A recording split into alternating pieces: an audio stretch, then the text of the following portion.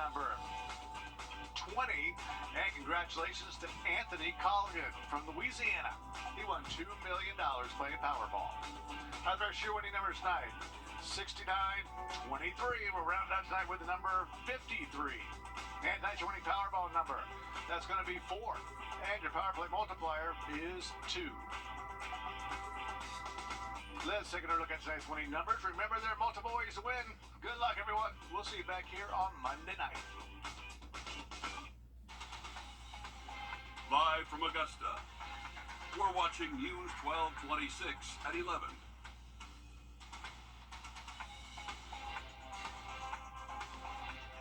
Looking at our radar here, some rain coming in. Eventually, we're going to get to that full forecast coming up. But first things first, we're going to toss things over to this tragedy here. Neighborhood just cleared away earlier in the week, but lots of endangerment going on in that story. We'll have more on that going on, but first things first, we're going to send things over to family and friends saying goodbye after a very recent incident with 14-year-old Anthony Harrison.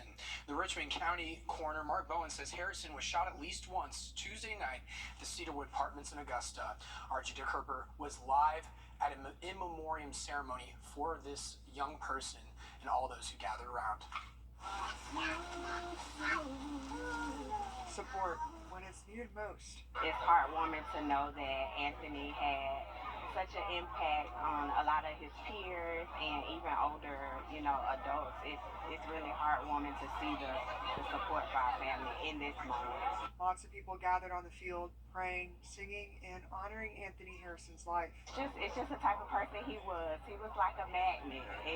When you just meet somebody and you love him, his personality, he was very quiet, but he was a leader in the same sense.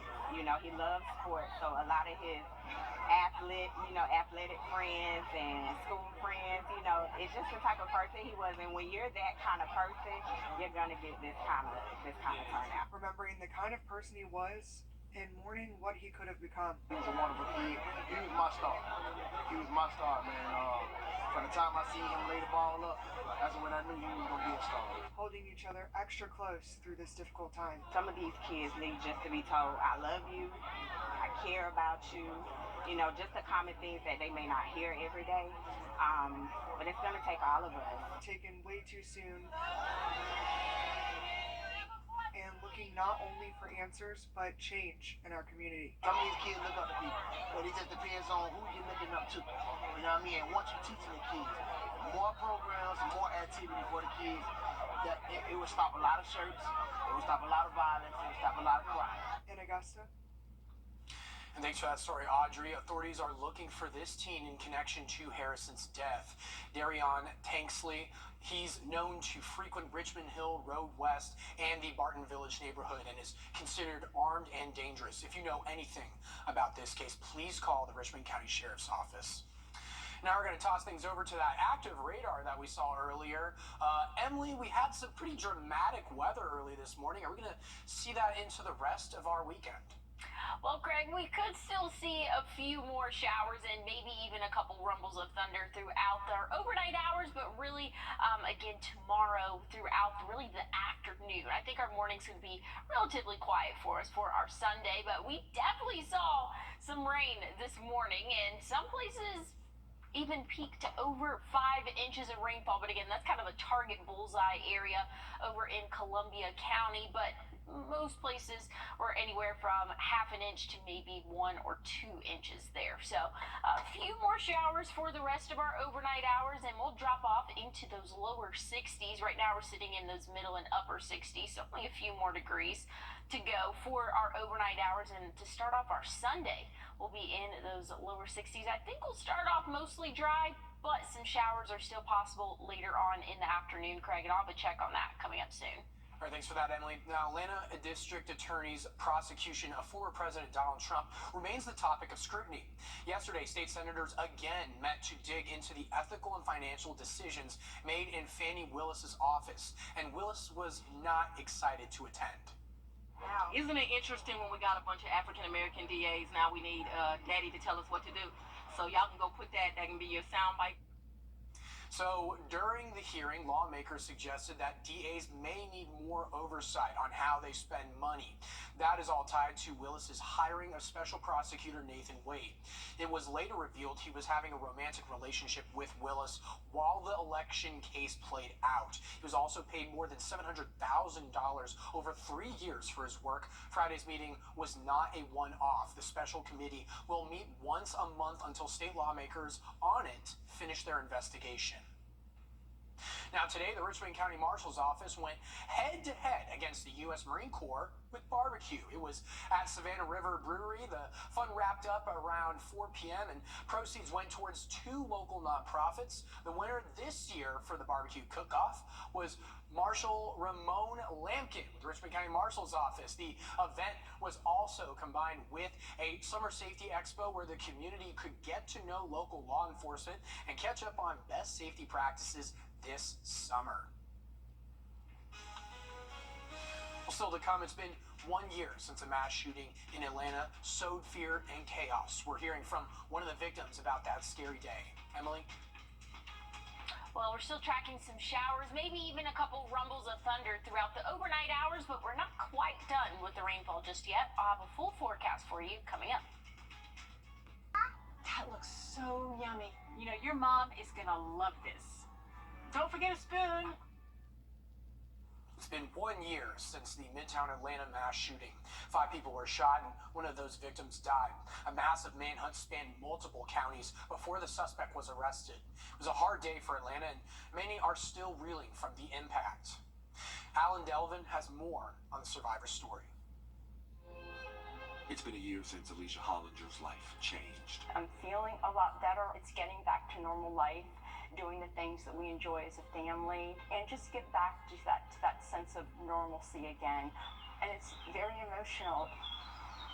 You almost have a little bit of guilt for being the one that survived. There were 2 of us that were shot, in the head and face that day. And Amy St. Pierre did not survive. She should still be alive today. 39-year-old Amy St. Pierre died on the 11th floor the day of the shooting. I know it's been tough. I want you to meet one of her closest friends, Julie. You say sometimes you close your eyes and you still see Amy. If there was one thing you could say when it comes to Amy St. Pierre, when it comes to her legacy, when it comes to what she's leaving behind, what would it be? For Julie, what was once making memories is now cherishing them. Amy was a brilliant person who was very connected with everyone that she loved, and she was a mother, and she was a daughter, and a sister, and a niece, and an auntie. There was an opportunity to speak to her one last time, even if you knew that would be your last time. What would you want her to know? I would want her to know how much we miss her, and how much we're learning from her and still had more to learn from her. She was one of those people who was so special in life that I did tell her in life that I thought she was great. I would want her to know that we're going to keep trying to make a difference, that the tragedy that happened, that is her murder, from a mass shooting, that it shouldn't be in vain. It was wonderful having the opportunity to be her friend.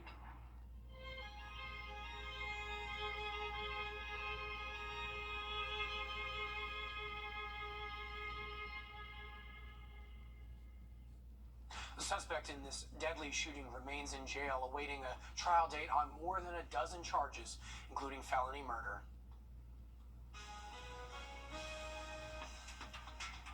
Well, we're still seeing some fog out there and some lower hanging clouds, maybe even a few showers, and that rain is going to continue for our Sunday. I'll have a check on your full forecast coming up. Despite rain at Churchill Downs, fans of the Kentucky Derby still came out in their finest. How folks dressed up to the nines, coming up next. I'm John Babb. A national reach. Let us show you what we can do for you on air and online. For more information, visit wrdw.com/advertise. Trust meteorologist Emily Acton for your first alert. He was going to kill me. It's believed on the day that I was rescued. Real people. This is not you. It's not me. Real problems. We thought, oh, well, they're going to let her go. Real life solutions. It will save lives, no doubt about it. Investigate TV Plus.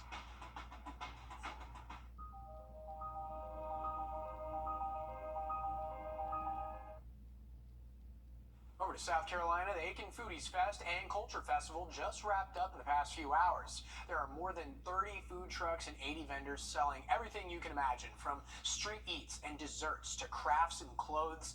This year's festival drew in vendors from all over. We're originally from Alabama, so we got the southern. We like to eat a lot of Japanese, Chinese, Asian food, so why not infuse the two? So some of the food that we have an inside-out egg roll, which is a deconstructed egg roll. We serve them like nachos. We do something called a macaroni and cheese, which is our signature item. It has lobster on the inside. It's our take on a Japanese street food called takoyaki, but you normally have octopus, but we serve it Japanese style here on the truck. Well, that's an impressive order right there. The Foodies Fest wrapped up around 9 p.m. tonight. Tomorrow it'll be going on from 11 a.m. to 7 p.m. Well, we're now going to toss things over to First Alert meteorologist Emily Acton now with us.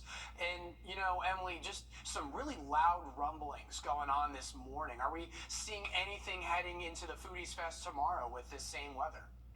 We could still see a few of those isolated showers, maybe have a couple rumbles of thunder along with it, but I don't think it's going to be quite as widespread or as loud as what we saw today. So that's some good news, but don't completely mark it out. We're still going to see some showers scattered for tomorrow afternoon. Right now we're sitting in those upper 60s as we head to bed.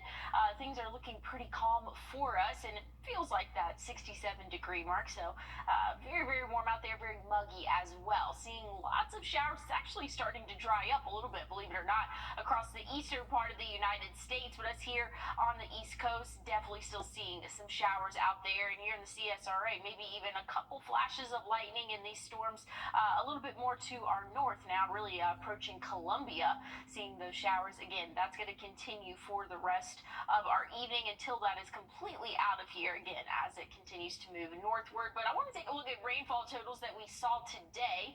Some places got by with only about half an inch of rainfall, and others close to 5.5 inches of rainfall. So again, this is radar estimated total, so this is not exact, but very close to it, I'm suspecting, and definitely in Columbia County saw some heavy rainfall throughout the day, and that really accumulated in portions there. But as you can see, some places where it's very hit or miss where those showers are, and that pattern's going to continue tomorrow. We're going to start off dry, not really expecting to see any rainfall until the afternoon, and some places might not even see rainfall tomorrow, but others will, and it could drop inch or so in terms of rainfall totals again for our Sunday. Monday starting off a little bit on the wetter side, and then maybe dry by midday, but by the time we get into the afternoon, those pop-up showers are really going to start to accumulate and be widespread across the area for our Monday afternoon for us, and then should be out of our hair by the time Tuesday rolls around. It's definitely going to be a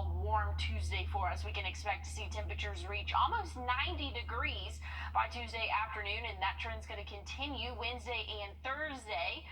Late Thursday night into Friday, we could see a chance of showers, maybe even a couple of thunderstorms there. So that's going to knock our temperatures back down a little bit.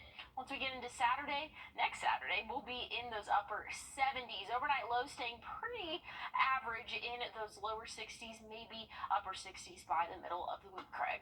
I hope it stays on Friday, Emily. We're always having weather on the weekends, but thanks for that. The rain, however, didn't scare away racing fans for the Kentucky Derby. It's 150th today, and they still brought out their best looks. Addie Miner shows us the Derby fashion. The Kentucky Derby and Oaks are all about the horses and the bourbon, but it's also about the fashion. And while fashion is subjective, many people chose to dress in a way that makes them stand out. Well, this year we wanted to do a nod to all of the historical events that are obviously going on this year for the 150th. So we wanted to take it even more vintage and honor the city of Louisville back to 1778. It was founded by George Rogers Clark, of course named after King Louis XVI of France, thus French Rococo. I've been going with side bustle, but it's a nice buffer making my way through the crowds. It's a good parting of the seas just in case. I can stay behind her. Mine Mine's Blanton's whiskey. It's all the gold toppers. It's my hat makers from Atlanta, Texas. I was gonna say, did you drink all those bottles of Blanton? No, I didn't drink all of them. I saw it like a photo on like Pinterest, and she had cherry blossoms on her hat. She had cherry blossoms on her dress, and I just thought it looked really cool. She had some birds up there, so I mean, I just started playing around with it. I probably spent at least 20 hours on this hat. Just looking at the fashion, the people, I mean, just loving the hats and the ladies looking as amazing as possible, and the suits, of course. Just the whole experience is wonderful. And, you know, just a lot of unique fashion there, just a lot of different suits. I don't know if I can get away with anything with that many flowers on the suit, maybe the tie. So we'll try and see if we can find one around the CSRA. But coming up over to sports with Alyssa Lyons, the greatest 2 minutes in sports comes to a photo finish. Plus, Aiken's evening team is ready for a repeat. And as we head to break, here's a live look over New York City, courtesy of EarthCam and your winning lotto numbers.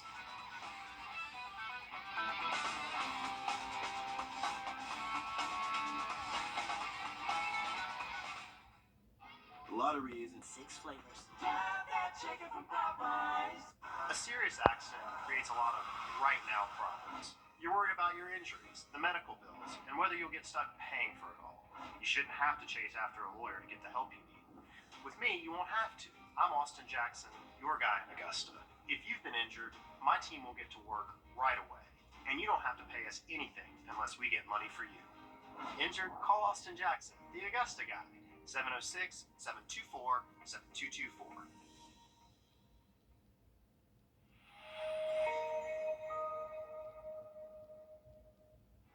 First Alert Radar, powered by Jim Hudson Automotive Group. On your sideline. All right, here's the drill. Winning a championship is so nice. Aiken's eventing team is now on a quest to do it twice. This weekend, the Pacers are hosting the Intercollegiate Championship. 3 double clear rounds gave Aiken its first ever championship last season. The Pacers are going up against some other big name programs like Kentucky, Virginia, Georgia, Auburn, and Clemson. There were 42 entries this year. Last year, Auburn and Aiken went neck and neck, with the Pacers coming out on top of the podium. They brought home the first ever Intercollegiate Championship title with a score of 89-709. It's the 8th time that this event has taken place. The Pacers will be competing all weekend at Stableview in Aiken. On to Churchill Downs for the 150th running of the Kentucky Derby. If you watched, you couldn't help but hold your breath there at the end. Entering to win at 18-1 odds, Mystic Dan made up ground in the second leg to put it within inches at the end. 3-horse photo finish as close as this hasn't happened since 1947. Mystic Dan won by a nose, edging out Sierra Leone and Forever Young. It's also the first time in 72 years that the same team won the Oaks and the Derby. Okay, on to baseball. Greenbrier Wolfpack split against Kell in their doubleheader. Game 3 will be played on Monday. Thomas Jefferson Academy moves on after a 3-game series in the GIAA. They played Robert Toombs on Friday. The rain kept the Jackets from finishing their extra inning battle at SRP, down 1 in the bottom of the 11th. Play will resume tomorrow at 1:35 with a runner at second and Luis Sanchez at bat. What usually works for the Braves, strong at-bats, didn't get to work it in Los Angeles. Only 4 Braves players got a hit at the plate. 10 were sent back to the dugout by the bottom of the 7th. They now trail by 8. In June of 2021, Clemson announced that they would be starting a women's lacrosse program. The Tigers put one together and quickly rose through the ranks, often appearing in the top 25. A year later, in 2022, the school announced that it would build a first-of-its-kind lacrosse stadium. This year, they opened play at the complex. Beth Houle takes us inside. What is a dream without drive? The Tigers hosted games at the brand new Lakeside Clemson Lacrosse Complex this year. One day, you take a step, then another, and another. Making history as the only women's lacrosse program in the country to have its own facility. With each new challenge comes new strength. This moment, initiated by Clemson in 2021, but a dream much older for the women on the field. You dreamt of being in this moment right now. So hold on to it, enjoy it, and know that nothing can stop you now.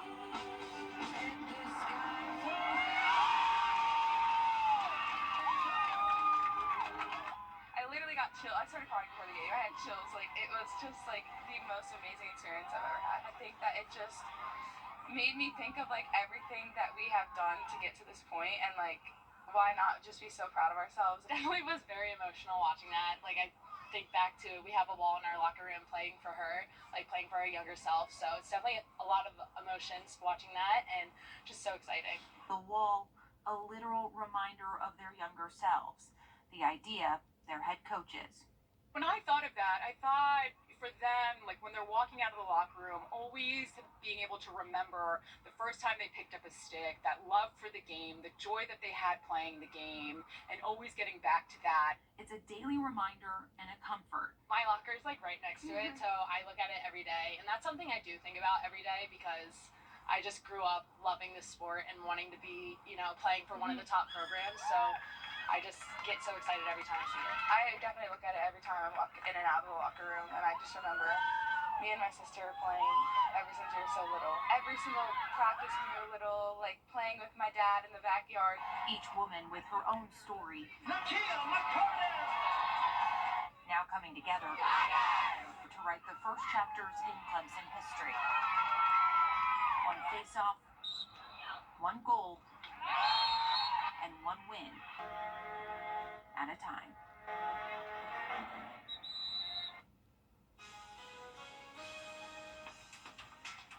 Well, rainfall today, we saw anywhere from 1/4 of an inch to almost 5 inches, so very sporadic across the CSRA, and pretty much the same story tomorrow. I'll have a final check on your forecast coming up.